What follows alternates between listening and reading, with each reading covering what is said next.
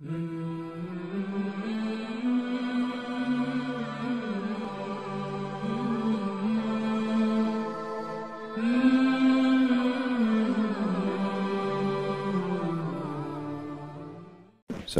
warahmatullahi wabarakatuh.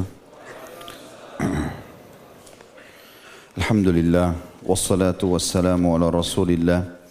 Segala puji bagi Allah subhanahu wa ta'ala dan juga salawat dan taslim kepada Nabi besar Muhammad sallallahu alaihi wa sahbihi wasallam.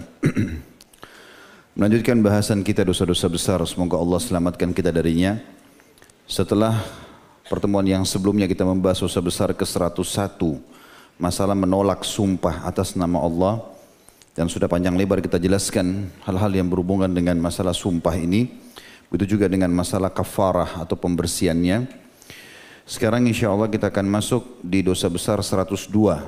Mudah-mudahan di masjid ini tidak ada orangnya, ya.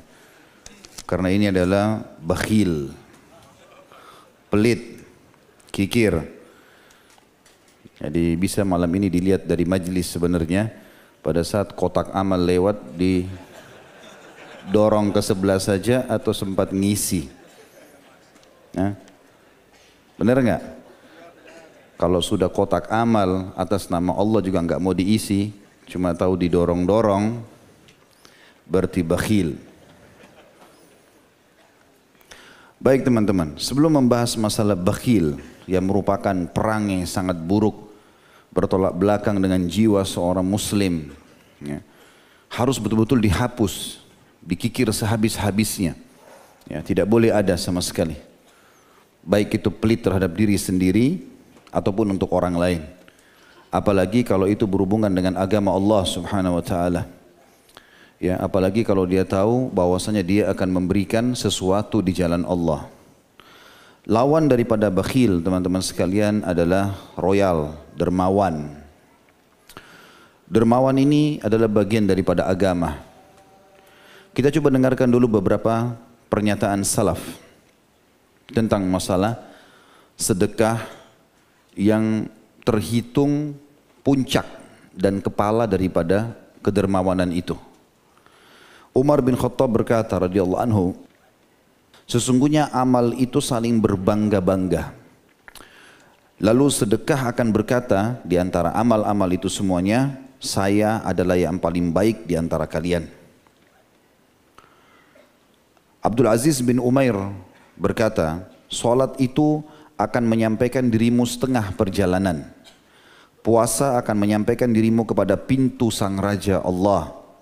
Sedangkan sedekah menyampaikan dirimu ke hadapan sang Raja tersebut. Salat setengah jalan, puasa itu sampai ke pintu gerbangnya Allah, dan sedekah itu membawa di hadapan Allah. Ibnu Abi Al-Ja'ad rahimahumullah berkata, sesungguhnya sedekah itu benar-benar menghilangkan 70 pintu keburukan. Juga Yahya bin Mu'ad berkata rahimahullah, tidaklah saya mengetahui suatu biji yang bisa mengimbangi gunung dari sisi hitungan kecuali sedekah. Asy-Syu'bi berkata rahimahullah, barang siapa yang tidak memperlihatkan bahwa dirinya lebih butuh kepada ganjaran sedekah daripada seorang fakir yang butuh kepada sedekah itu, maka dia telah membatalkan sedekahnya sendiri dan dia telah menghinakan dirinya, juga memukul wajahnya. Artinya teman-teman, maksudnya perkataan Syu'bi rahimahullah, semestinya kita yang memberi merasa lebih butuh daripada orang yang menerima itu. Orang yang menerima dipakai beli makanan, minuman, selesai. Tapi kalau kita yang memberi, sebenarnya kita sedang diuntungkan oleh orang itu. Karena itu sudah menjadi aset buat kita. Makanya Abdullah bin Mubarak rahimahullah pernah kedatangan, atau Fudail bin Iyad pernah berkata kepada orang-orang yang menerima sedekahnya. Jadi pada saat dia bagi-bagi sedekahnya, orang pada pergi, udah selesai. Dia mengatakan, mereka ini orang-orang yang telah terima sedekah membawa perbekalan-perbekalan kami menuju akhirat tanpa upah sedikit pun, hingga mereka meletakkannya di atas timbangan Allah pada hari kiamat. Al-Layth bin Sa'ad rahimahullah berkata, barang siapa yang telah mengambil dariku satu sedekah atau hadiah, maka hak dirinya atas diriku adalah lebih besar daripada hak diriku atas dirinya. Karena dia telah menerima apa yang telah aku korbankan kepada Allah. Bisa ditangkap nggak ini? Hah? Sudah sarapan, sudah makan siang tadi? Hah? Jangan saya bahas perkataan ini lalu antum masuk sini keluar sini. Karena masalah sedekah ini sudah sering didengar. Permasalahannya dijalankan atau tidak ini. Artinya teman-teman, para salaf tadi yang saya bacakan nama-nama mereka ini, mereka betul-betul menanamkan dalam jiwa mereka yang menerima itu lebih berhak untuk dihormati dari kita hormati diri kita sendiri.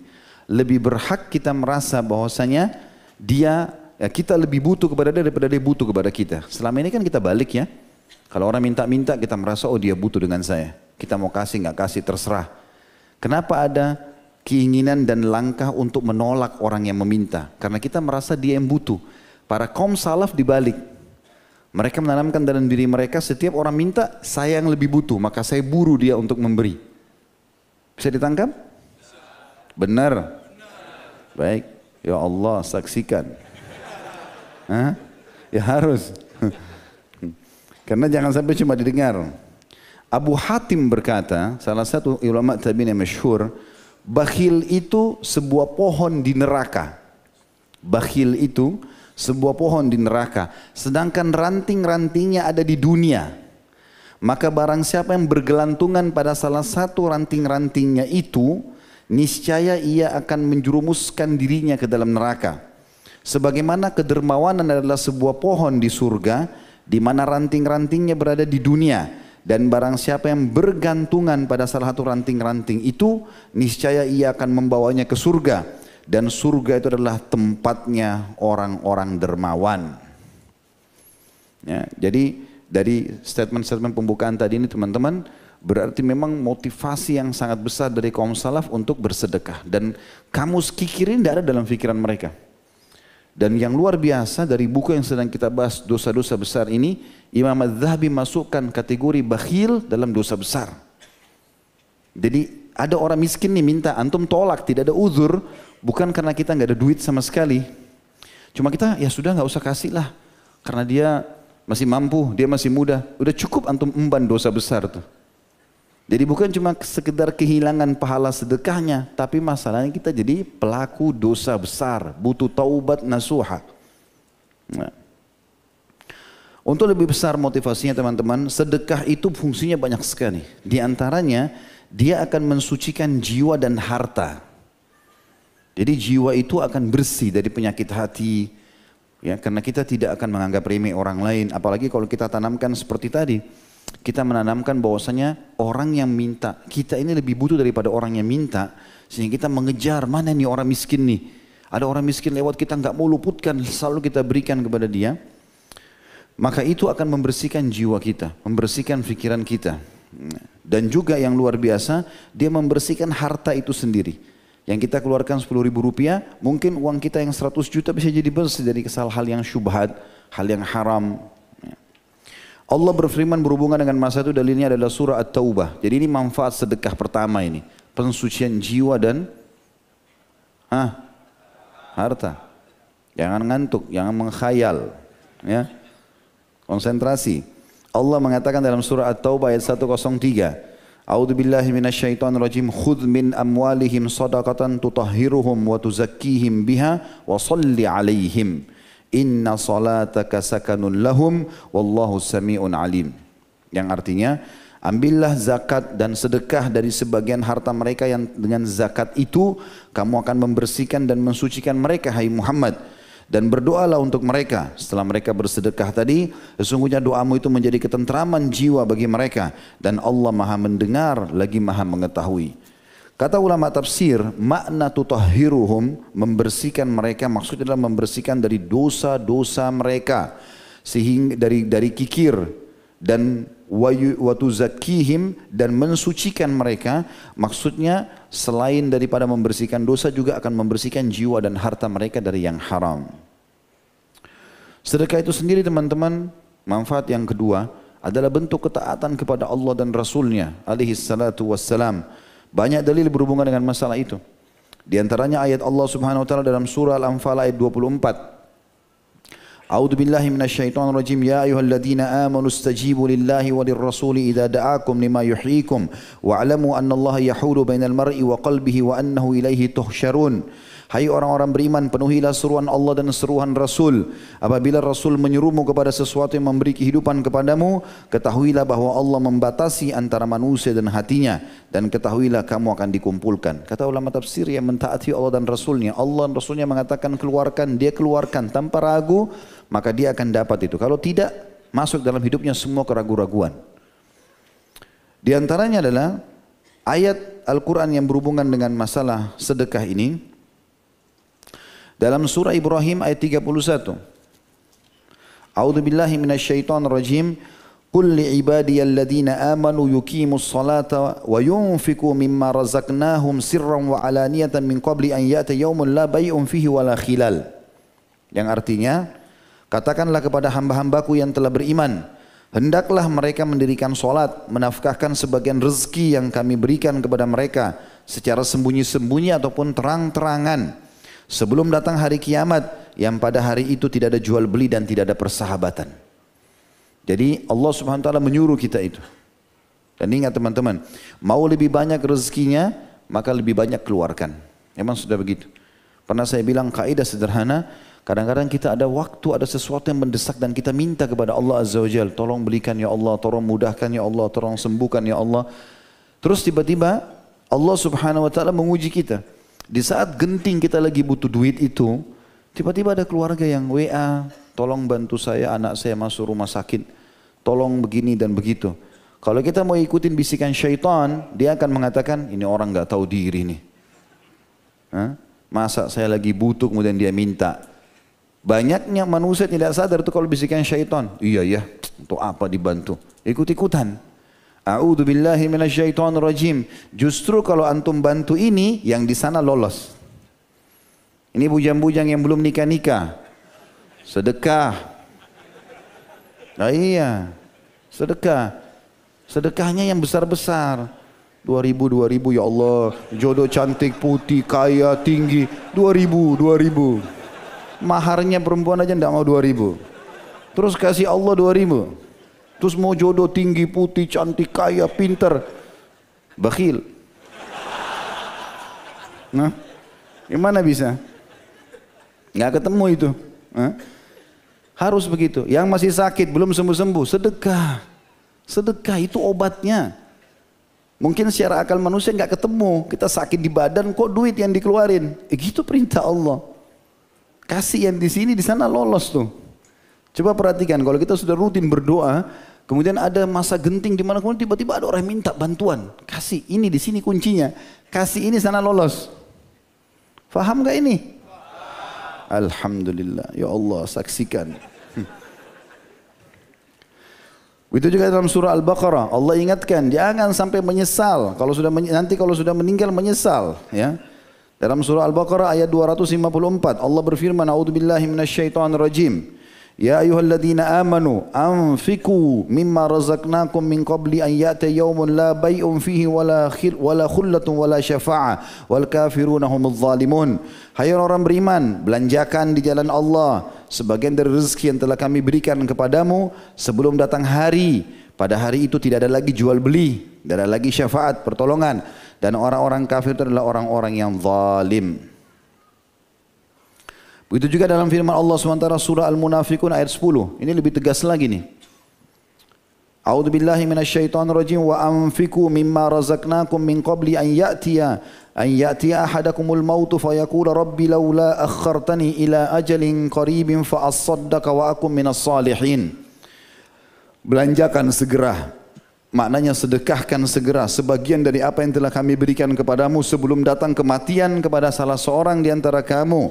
Lalu dia berkata, ya Rabbku, mengapa engkau tidak menangguhkan kematianku sampai waktu yang dekat? Artinya berikan aku waktu beberapa saat saja. Untuk apa? Yang menyebabkan aku dapat bersedekah dan aku termasuk orang-orang saleh. Jadi sampai minta seperti itu. Kalau orang mati, dia minta kembali salah satu amal yang paling besar dia ingin kejar, sedekah. Yang ketiga teman-teman sekalian, seorang mukmin akan berada di bawah naungan sedekahnya pada hari kiamat. Dia akan dilindungi oleh sedekahnya itu.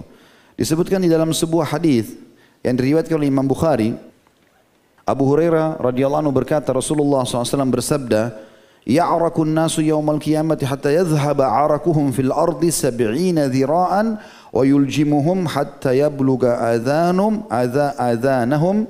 Sesungguhnya pada hari kiamat nanti keringat manusia akan terus mengalir sejauh 70 hasta dan akan menenggelamkan mereka hingga mencapai telinga mereka.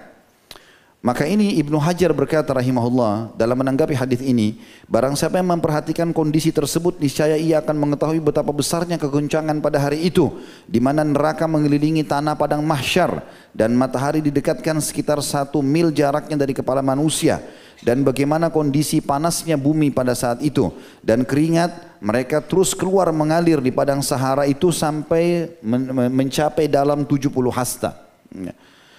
Padahal setiap manusia tidaklah mendapatkan tempat kecuali sebatas tanah yang memijakkan kedua kakinya. Maka bagaimana kondisi manusia saat itu dengan keringat dan peluh mereka, padahal mereka berbeda-beda kadar peluhnya. Sesungguhnya hal itu adalah suatu perkara yang membuat akal terkesima kalau dia masih memiliki iman dan menunjukkan akan besarnya kekuasaan Allah. Pada saat itu manusia sangat membutuhkan naungan dan bagaimana menyelamatkan dirinya, hingga hadirlah sedekah lalu akan menaungi pelakunya. Sebagaimana hadits Uqbah bin Amir radhiyallahu anhu berkata, saya mendengarkan Rasulullah SAW bersabda, "Kullu mri'in fi dhilli sadaqati hatta yubsara bainan nas." Atau qala hatta yuhkam atau yuhkama bainan nas. Setiap orang berada di bawah naungan sedekahnya sampai manusia diadili di pengadilan Allah, dan atau dalam riwayat lain kata Nabi SAW, hingga keputusan Allah di antara manusia selesai. Dan hadis ini diriwayatkan oleh Ibnu Khuzaimah dan ini dinyatakan hadis sahih. Abu Al-Khair, salah satu perawi hadis, berkata, tidaklah suatu hari dilewati melainkan dia bersedekah dengan sesuatu walaupun hanya dengan sepotong kue atau sebutir bawang. Artinya dia karena dengar hadis ini bahwasanya seseorang akan dibawa naungan sedekahnya hari kiamat. Dia perawi hadis setelah baca yang namanya Abu Al-Khair, dia tidak pernah lewatkan satu hari kecuali harus bersedekah untuk mengamalkan ini. Juga dalam hadis yang masyhur tentunya, hadis yang masyhur, hadis Bukhari Muslim tentang masalah 7 golongan yang dinaungi Allah pada hari kiamat, tidak ada naungan kecuali naungan Allah. Di antara 7 itu adalah warajulun tasaddaqa bi sadaqatin fa akhfa hatta ta'lama shimalu ma tunfiqu yaminu, dan seorang laki-laki yang bersedekah dengan satu sedekah lalu merahasiakannya hingga tangan kirinya tidak tahu apa yang diberikan oleh tangan kanannya. Yang keempat, manfaat sedekah. Sedekah itu menjauhkan dari musibah dan menjauhkan dari kematian yang buruk. Di dalam sebuah hadis riwayatkan Abu Umamah radhiyallahu anhu, dia berkata Rasulullah SAW bersabda, "Sana'iul ma'rufi taqiyyu masari as-su' wa sadaqatus sirri tudfi'u ghadabur rabb wa silatur rahim tazidu fil umur." Artinya, perbuatan-perbuatan baik akan menghindarkan diri dari pintu-pintu keburukan. Sedekah yang tersembunyi itu akan memadamkan amarah Rabb dan menyambung tali silaturahim, menambah umur. Saksi bahasan kita adalah sedekah itu bisa meredam murkahnya Allah. Jadi kalau seseorang berbuat salah, maka cara yang paling cepat membersihkan dosa selain taubat, perbanyak sedekah. Ibnu Abi Ja'ad berkata, sungguhnya sedekah itu setelah membaca hadis ini dia katakan betul-betul menghindarkan diri dari 70 pintu keburukan. Dan juga ada hadis yang lain dari Anas radhiyallahu anhu bahwasanya Rasulullah SAW bersabda, "Inna sadaqata la tudfi'u ghadabar rabb wa tadfa'u an mitati su." Ketahuilah sungguhnya sedekah itu bisa dapat memadamkan amarah Rabb dan menghindarkan diri dari kematian yang buruk. Kata para ulama, yang dimaksud dengan terhindar dari murkah Allah adalah semua perbuatannya yang bisa membuat Allah akhirnya marah dengan dia atau menghukumnya, apapun sifatnya. Kita tahu teman-teman, kalau kita kerja di satu perusahaan, kemudian kita melakukan satu kesalahan, kita bisa dimarahi setiap saat, bisa dikeluarkan setiap saat. Maka apapun yang bisa atau yang membuat sang raja ya dilanggar hukumnya di kerajaannya ini, yaitu Allah SWT, maka akan kena hukuman. Maka sedekah yang dikeluarkan itu bisa meredam semua itu. Yang kelima, sedekah itu akan menjadi petunjuk hidup. Jadi ternyata teman-teman, kalau kita lagi bingung, nggak tahu mau buat apa, bersedekah sambil bertawasul minta agar itu bisa menjadi petunjuk hidup. Nanti Allah berikan jalan keluar, petunjuk dari permasalahan kita dengan sedekah itu. Dalilnya adalah hadis yang sahih diriwayatkan oleh Imam Muslim. Nabi SAW bersabda, "At-tahuru syatrul iman, walhamdulillahi tamla'ul mizan, wa subhanallahi walhamdulillahi tamla'ani aw tamla'u ma bainas samawati wal ard, was-salatu nur, was-sadaqatu burhan, was-sabru dhiya, wal qur'anu hujjatun laka aw alaik, kullu nasi yagdu faba'i'u nafsahu famu'tikuha aw mubikuha." Bersuci itu sebagian dari iman. Alhamdulillah akan memenuhi timbangan. Pengucapan subhanallah dan alhamdulillah memenuhi semua yang ada di langit dan di bumi. Maksudnya adalah dia akan pahalanya penuh seluruh langit dan bumi dengan mengucapkan sekali saja. Salat itu akan menjadi cahaya kehidupan dan sedekah akan menjadi petunjuk dalam kehidupan. Kata ulama di sini petunjuk adalah dari permasalahan yang sedang dihadapi. Ini saksi bahasan kita. Dan sabar itu akan jadi pelita. Sedangkan Al-Quran adalah hujjah untuk memberimu pahala apabila kau mengamalkannya dan bisa hujjah untuk menghukummu apabila kau tidak mengamalkannya. Ingat kata Nabi SAW, setiap manusia berusaha dan menjual dirinya. Maka di antara mereka ada yang membebaskan dirinya dengan kebaikan dengan kebaikan dari api neraka, dan di antara mereka ada yang menghancurkan hidupnya dengan dosa dan kemaksiatan. An-Nawawi mengatakan dimaksud juga dengan as-sadaqatu burhan adalah bahwa sedekah itu hujjah dan dalil atas keimanan pelakunya. Karena seseorang munafik tidak melakukannya karena ia meyakini atau ia tidak meyakininya. Lalu barang siapa bersedekah maka dapat diambil sebagai bukti keimanannya. Nah, jadi ini semua gambaran para ulama salaf tentang masalah atau pernyataan tadi di poin yang ke-5 tadi. Ya. Kemudian yang ke-6, sedekah itu akan menjadi tebusan bagi seseorang dari belenggunya pada hari kiamat nanti. Dan ini disebutkan dalam hadis sahih riwayat Muslim. Disebutkan bahwasanya Nabi Yahya alaihissalam, kata Nabi SAW, Nabi Yahya alaihissalam pernah menasihati umatnya sambil berkata, wa amurukum bis sadaqah, fa inna mathala dhalika kamathali rajulin asarahu al-adu fa awthaku yadahu ila unukihi wa qaddamuhu liyadribu unuqah fa qala ana afdihi minkum bil qalili wal kathir fa fadha nafsahu minhum. Aku memerintahkan kalian selalu bersedekah, rutinkan setiap saat, bukan cuma setiap hari, setiap ada kesempatan, setiap saat, kata Nabi Yahya alaihissalam. Karena perumpamaan orang yang bersedekah itu, atau perumpamaan seseorang itu dalam hidupnya ini, seperti orang yang sedang ditawan oleh musuh, lalu dibelenggu tangannya, kedua tangannya ke lehernya, sehingga dia tidak bisa bergerak dan dibawa untuk dipenggal lehernya. Lalu dia pun menebus dirinya dengan sedekah-sedekah. Dia mengatakan aku akan menebus diriku dengan seluruh hartaku, sedikit ataupun banyak. Maka itu perumpamaan orang-orang yang bersedekah. Yang ketujuh atau yang ketujuh teman-teman sekalian, kalau sedekah itu akan diganti oleh Allah Subhanahu wa taala. Tidak ada sesuatu yang dikhawatirkan karena Allah Subhanahu wa taala memang akan mengganti sedekah itu. Banyak sekali dalil berhubungan dengan masalah ini. Di antaranya firman Allah Subhanahu wa taala, "Wa ma anfaqtum min syai'in fahuwa yukhlifu." Apapun yang kalian sedekahkan maka pasti akan digantikan oleh Allah Subhanahu wa taala. Juga teman-teman sekalian, yang ke-8, sedekah itu termasuk pahala atau amal yang tidak terputus-putus. Artinya akan terus ada pahalanya. Sebagaimana disebutkan dalam hadis Bukhari, yang artinya kata Nabi SAW, kalau seseorang bersedekah, maka Allah Subhanahu wa taala menerima sedekah itu dengan kanannya.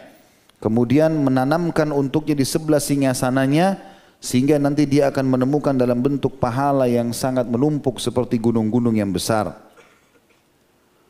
Juga sedekah itu yang ke-9 bisa membersihkan semua dosa. Ya, tentu di sini sebagian ulama mengatakan sedekah lebih cenderung di sini yang dimaksudkan adalah dosa kecil, karena dosa besar butuh pengampunan, butuh taubat. Tapi umumnya bisa membersihkan dosa.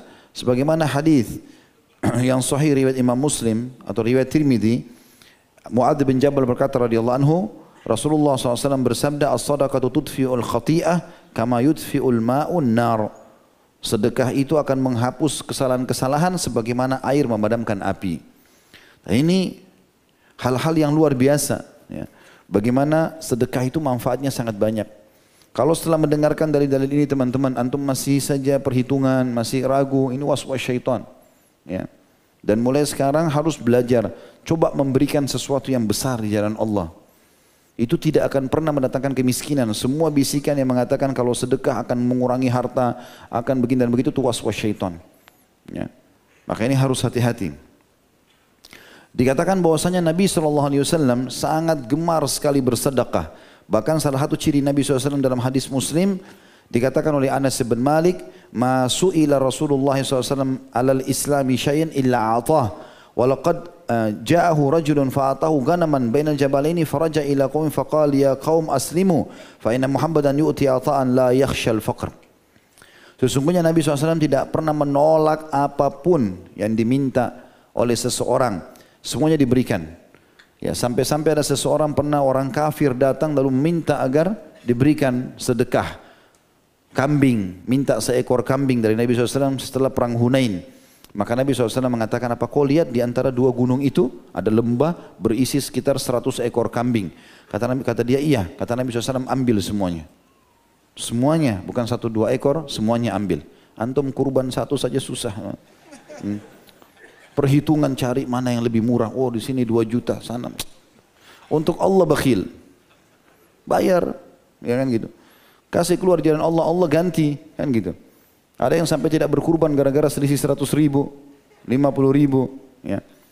Sudah lewat waktunya sayang.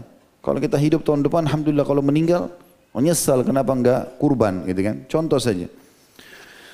Maka Nabi SAW tidak pernah nolak, selalu kasih. Dan orang itu waktu dikasih oleh Nabi SAW, 1 lembah, 100 ekor kambing banyaknya dikasih begitu saja.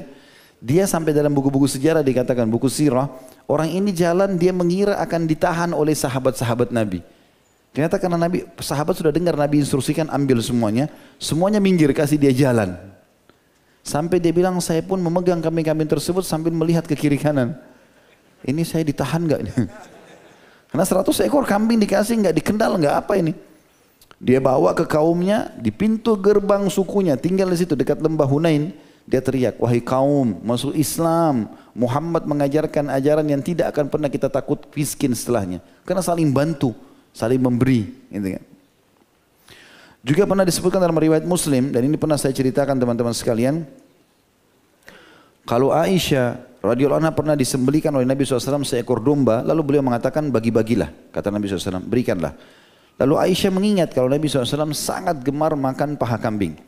Maka Aisyah pun dengan niat baik sebagai istri menyisakan paha kambing untuk baginda Nabi SAW. Begitu disisakan paha kambing tersebut, maka Nabi SAW balik lalu bertanya, wahai Aisyah, bagaimana dengan tadi kambing itu? Ya Rasulullah, sudah habis semua kecuali pahanya. Saya sisakan buat anda. Kata Nabi SAW, keliru wahai Aisyah. Yang kau harus bilang, justru tertinggal semuanya dan sisa pahanya saja. Habis pahanya. Tadi kan Aisyah mengatakan benar secara akal ya. Semuanya sudah habis saya bagi-bagiin, tinggal paha. Kata Nabi tidak. Justru yang kau keluarkan itu yang masih ada. Ini yang habis. Karena ini akan kita makan jadi kotoran dan energi. Yang kau kasih tadi itu yang benar. Itu bagaimana Nabi SAW mendidik istrinya dalam kebaikan-kebaikan. Jadi banyak sekali. Ya, banyak sekali. Dan kita tahu teman-teman banyak sekali di kalangan sahabat sudah sering saya ceritakan tentang sedekahnya Abu Bakar, sedekahnya Umar, sedekahnya Uthman, sedekahnya Ali.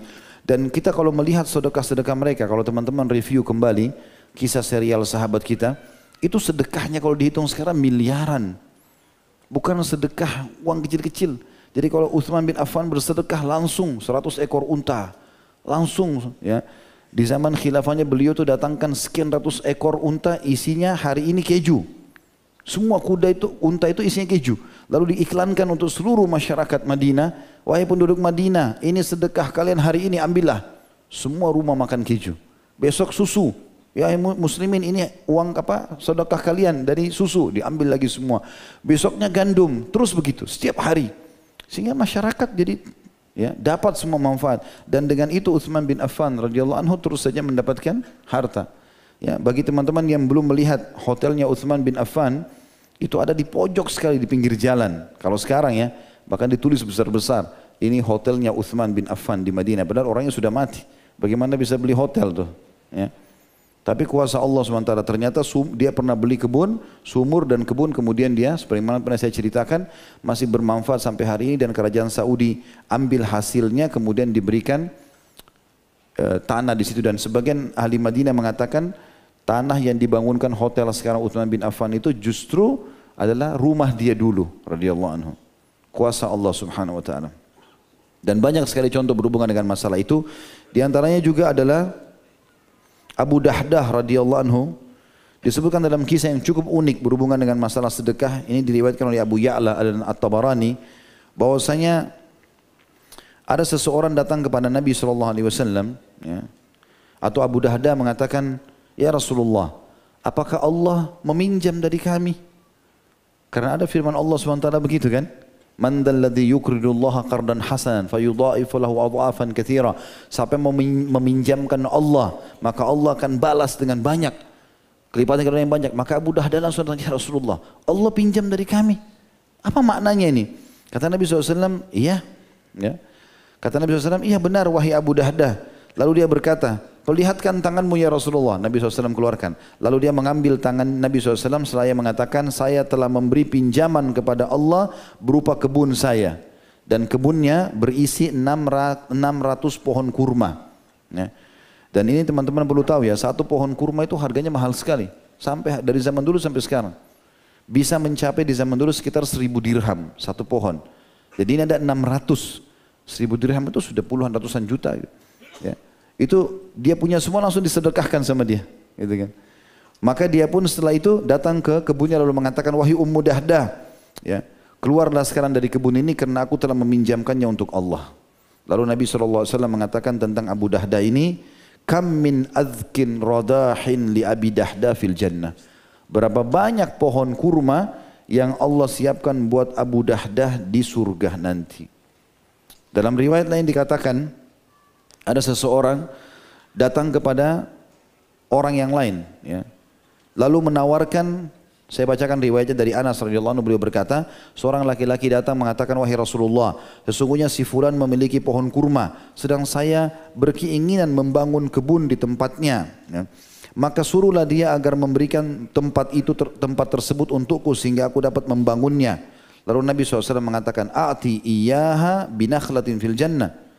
Ya, jadi kebetulan ada orang beli tanah itu ternyata semuanya sudah dibeli kecuali ada satu bidang tanah kecil isinya cuma satu pohon. Maka pemilik tanah ini datang kepada Nabi SAW, dia kebetulan negosiasi sama pemilik pohon, udah saya beli aja pohonmu ini, tinggal satu, kecil, dia nggak mau. Lalu dia lapor, orang ini lapor kepada, ya Rasulullah, saya ingin bangun sesuatu di kebun ini, orang ini nggak mau jual, tapi bidang tanahnya kecil, dia juga nggak ada manfaatnya, cuma satu pohon, mintalah ya Rasulullah. Lalu Nabi SAW bilang sama orang yang punya pohon itu, kasih aja, dan saya jamin buat kau gantinya satu pohon kurma di surga. Ini gak main-main gantinya, yang itu. Namun orang itu nolak beli, gak mau, dia gak mau kasih, bakhil. Kemudian Abu Dahdah datang ke orang itu tadi, ke orang yang tadi punya satu pohon itu, dia mengatakan, jual pohon kurmamu itu. Kau tahu, aku akan beli pohon kurma itu dengan balasan apa? Dia bilang tidak, saya akan ganti dengan 600 pohon. Itu ada kebun kurma saya 600 pohon. Ambil tuh 600, kasih saya satu ini. Orang itu pikir satu diganti 600, siapa yang nggak mau? Baiklah, transaksi selesai. Diambil 600 pohon, lalu dia datang kepada Nabi SAW, ya Rasulullah, ini satu pohon sudah saya tebus dengan 600. Silakan ambil, Anda mau kasih siapa saja. Sudah habis sifat bakhilnya dalam jiwa, dan nggak ada lagi. Jadi nilainya sudah tidak ada itu pengorbanan. Lihat bagaimana teman-teman sekalian, luar biasa. Mereka kaum salaf dalam masa, dan kalau kita mau bahas ini panjang sekali. Tapi yang ingin kita titik beratkan, sedekah itu baik, dermawan itu sumber kaya. Tadi saya sudah sebutkan 9 poin manfaatnya, gitu kan. Jangan lagi teman-teman berhitungan, tidak boleh. Apa saja bisa kita berikan, pakaian, makanan, apa saja. Sedekahkan selalu, kasih kepada orang. Dan usahakan jangan lewat, bukan cuma satu hari. Dulu saya pernah mengatakan, buat simbol setiap hari. Tidak ada hari tanpa sedekah. Sekarang tidak, setiap saat. Lebih jauh daripada itu. Kasih teman-teman sekalian. Dan coba belajar memberi yang besar. Ingat pesan saya, mau dapat ikan paus pakai apa? Kapal tanker. Ini pakai kail kecil, ikan paus, ikan paus. Mana bisa datang ikan pausnya? Antum yang ditarik sama kail itu. Paling dapat ikan teri, ya, yang kecil-kecil. Ya. Baiklah teman-teman, saya tidak fokus bahas masalah sedekah, tapi kita akan fokus bahas ke dosa besar. Kita masuk ke dalam bahasan kita. Jadi setelah kita mendengarkan tadi bagaimana luar biasanya perintah agama untuk bersedekah dan janji-janji Allah dan Rasulnya di situ, dan bahasan ini sangat panjang lebar. Kalau tidak salah ada bahasan ceramah saya di YouTube judulnya itu keajaiban sedekah. Juga saya sudah panjang lebar menjelaskan masalah keutamaan ini dengan dalil-dalil yang sangat panjang. Banyak ayat-ayat Al-Quran, contoh-contoh. Itu juga di saudaraku judulnya saudaraku ini rahasia rezekimu. Kalau nggak salah di poin kedua. Dari 15 kiat menambah rezeki, itu poin keduanya adalah bersedekah.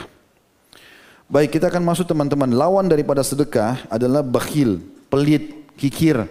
Apalah bahasanya? Apalagi bahasa lainnya nih? Hah?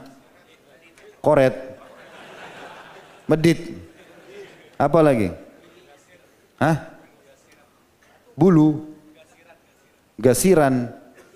Allahu alam. Intinya semua digabungin, buang di lautan. Nggak ada lagi dalam kamus kita malam ini. Janji nggak ini? Insya Allah. Cuma segelintir sini, belakang nggak berani. Sana berani nggak? Iya, sedekah. Ini sayap kiri gimana nih? Aman? Baik, kita lihat. Nanti Pak As tolong dihitung sunduk masjid malam ini ya. Kita mau lihat hasilnya. Berpengaruh nggak? Kalau sama saja sama Rabu lalu, gagal. Atau mungkin supaya sunduknya lebih besar, kita bacain sekarang ancamannya teman-teman. Tadi motivasinya kan. Sekarang cambuknya. Yang pertama diangkat oleh Imam Az-Zahabi rahimahullah dalam riwayat Tirmidzi, Abu Bakar As-Siddiq berkata anhu bahwasanya Nabi SAW bersabda, la yadkhulul jannata khibbun wala mannan wala bakhil. Tidak akan masuk surga orang yang merusak hubungan di antara orang-orang. Ini sudah pernah kita jelaskan, seperti memutuskan antara hubungan suami istri, pegawai sama atasan dan seterusnya. Orang yang kedua, orang yang memberi disertai dengan tindakan menyebut-nyebut pemberiannya. Ini juga sudah pernah kita jelaskan, mannan. Jadi kalau sudah kasih orang selesai. Tutup mulut di sana antum, jangan cerita sama orang. Enggak perlu, ada malaikat catat, Allah tahu. Kalau kita rahasiakan, Allah punya cara membongkar nanti. Mungkin sekarang atau nanti pada saat kita meninggal, jadi pelajaran buat orang. Tapi tidak ada orang yang berbuat kebaikan setelah meninggal Allah enggak bongkar. Allah berikan, sampaikan kepada manusia. Untuk mengenang kebaikan dia dan juga akhirnya dia mendapatkan atau menjadi pelajaran bagi orang lain untuk menambah amalnya dia. Dan yang ketiga, selain mannan adalah orang yang bakhil. Ini tidak akan masuk ke dalam surga. Dan ini disebutkan oleh Imam Tirmidzi dalam Kitabul Bir Wassilah di nomor 1964. Dan beliau mengatakan hasan gharib. Sebagian ulama ada yang melemahkan hadis ini, tapi kita akan jelaskan kalau dia dikuatkan dengan dalil-dalil yang lain. Selanjutnya teman-teman sekalian adalah firman Allah SWT yang kedua diangkat oleh Imam Az-Zahabi rahimahullah tentang masalah bahayanya bakhil ini. Surah Al-Hadid ayat 24. A'udzu billahi minasyaitonir rajim. Alladzina yabkhaluna wa ya'muruna an-nasa bil bukhl wa may yatawalla fa innallaha wal ghaniyyul hamid.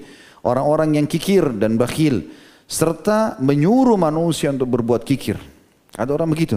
Dia tidak mau sedekah, temannya pas mau keluarin, udah enggak usah. Enggak usah dibantu tuh, masih mampu. Dan barang siapa yang berpaling dari perintah-perintah Allah, maka sungguhnya dialah yang maha kaya dan lagi maha terpuji. Dalam firman yang lain, surah Muhammad ayat 38 Allah berfirman, A'udzu billahi minasyaitonir rajim.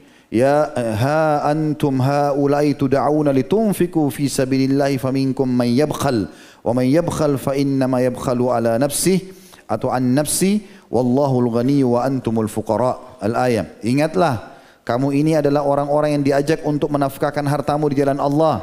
Perintah kata Allah, sedekah, bukan yang lain. Ingatlah, kalian adalah orang-orang yang diajak untuk menafkahkan hartamu di jalan Allah. Maka di antara kamu ada orang-orang yang kikir atau bakhil. Dan siapa yang kikir, maka sungguhnya dia hanyalah kikir terhadap dirinya sendiri atau tidak akan bermanfaat buat dia.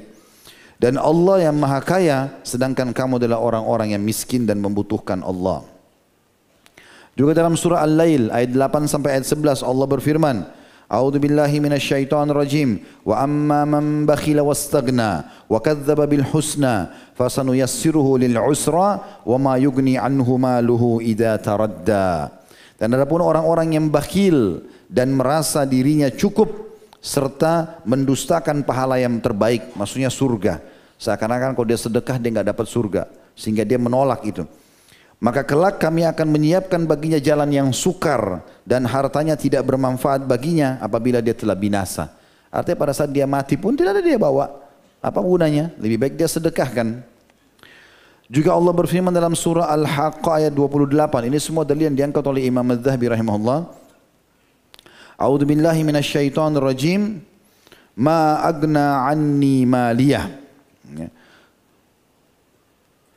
Hartaku sekali-kali tidak memberikan manfaat kepadaku. Ini menguatkan tadi Al-Lail ayat 11. Nanti pada saat orang meninggal, dia akan menyesal. Sama juga dalam surah Al-Munafikun ayat 10 tadi. Jangan sampai orang nanti di antara kalian meninggal baru mengatakan, Ya Allah kenapa kau tidak terlambatkan hidupku agar aku bisa bersedekah. Kemudian dalam surah Al-A'raf ayat 48 Allah juga berfirman, A'udzu billahi minasyaitonir rajim. Ma agna ankum jam'ukum wa ma kuntum tastakbirun. Harta yang kamu kumpulkan dan apa yang kamu sombongkan itu tidak akan memberikan manfaat kepadamu. Dalam Al-A'raf 48 maksudnya kalau kau meninggal sementara tidak bersedekah atau menyedekahkannya. Dalam surah Al-Hasyr ayat 9, wahai orang-orang yang bakhil, dengar baik-baik. Wa may yuqa syuhha nafsihi fa ulaika humul muflihun. Siapa yang dipelihara dari kekikiran dirinya, maka itulah orang-orang yang beruntung. Ini pernah saya jelaskan ya, kalau masih ingat kalimat yuqa, waqa ya. Ini artinya kalau dalam bahasa Indonesianya itu sesuatu noda yang melengket kemudian dikerok sampai bersih. Itu namanya atau digunakan kata-kata yuqa. Seperti kita baca dalam doa iftitah, wa naqqini minadz dzunubi kama yunaqqa tsawbul abyadu minad danas. Dan bersihkanlah aku ya Allah, dikorek sampai bersih. Ya, semua noda-noda dosaku sebagaimana baju putih dibersihkan dari noda. Allah bilang, "Wa may yuqa syuhha nafsihi", siapa yang dikorek darinya, dia buang jauh-jauh sifat kikir itu, maka dia adalah orang-orang yang beruntung. Di dalam riwayat Imam Muslim, hadis ini riwayat Imam Muslim, di dalam kitab Bir Wasilah nomor 2578 kata baginda Nabi sallallahu alaihi wasallam, "Ittaqul zulma fa inna zulma zulumatun yaumal qiyamah wattaqus syuhha fa inna syuhha ahlaka man kana qablakum hamalahum ala an safaku dima'ahum wastahallu maharimahum." Takutlah kalian kepada kezaliman, karena sesungguhnya kezaliman itu adalah kegelapan pada hari kiamat. Zalim dua maknanya, tidak memberi hak orang lain atau menambil yang bukan haknya atau hak orang lain. Itu akan menjadi kegelapan hari kiamat. Makna kegelapan akan menyusahkan hidupmu, karena akan habis pahala diambil oleh orang-orang yang terzalimi. Dan takutlah kalian pada sifat kikir, karena sifat kikir itu telah membinasakan orang-orang sebelum kalian. Perhatikan sabda Nabi sini, takut artinya hindari, ya, khawatir kalau ada dalam diri masalah sifat itu. Kapan sudah ada cadangan masjid, orang miskin, kesempatan untuk membantu, ini seperti ada gempa di Lombok dan segala macam, banyak kesempatan tapi lewat begitu saja. Kotak amal lewat, tidak dipedulikan, tidak ada peduli, tidak ada sama sekali keinginan untuk melakukan itu. Maka kata Nabi SAW, takut karena sifat kikir itu telah membinasakan orang-orang sebelum kalian. Itulah yang menjadi penyebab membawa mereka untuk menumpahkan darah di antara mereka dan menghalalkan larangan-larangan untuk mereka. Karena pelit, tidak mau bersedekah, maka semuanya hak orang lain harus diambil sama dia. Maka ini bisa masuk dalam masalah bahasan ini. Dan juga Nabi SAW mengatakan dalam sebuah hadis, diriwayatkan oleh Imam Bukhari dalam Kitabul Khumus, ya, di nomor 3137, dan kitab Maghazi juga nomor 4383, Al-Hafidh Ibnu Hajar menyebutkan atau berkata dalam Fathul Bari, Al-Qadi Iyad mengatakan seperti inilah yang tercantum hadisnya. Makna atau hadisnya adalah wa ayyudain adwa minad bukhul, dan penyakit apa yang lebih parah daripada bakhil. Jadi di sini Nabi SAW lebih tegas lagi, bukan cuma menyuruh menghilangkan bakhil, bukan cuma menjanjikan bahwasanya orang yang dermawan itu akan hidupnya bahagia segala macam, tapi juga menyatakan bahwa bakhil itu penyakit kejiwaan. Dan beliau memastikan tidak ada penyakit yang lebih parah daripada kikir itu sendiri. Dan sebagai penutup teman-teman, dalam dalil yang diangkat oleh Imam Az-Zahabi rahimahullah adalah hadis baginda Nabi alaihi salatu wassalam Diriwayatkan oleh Al-Bazzar Al-Baihaqi, ya.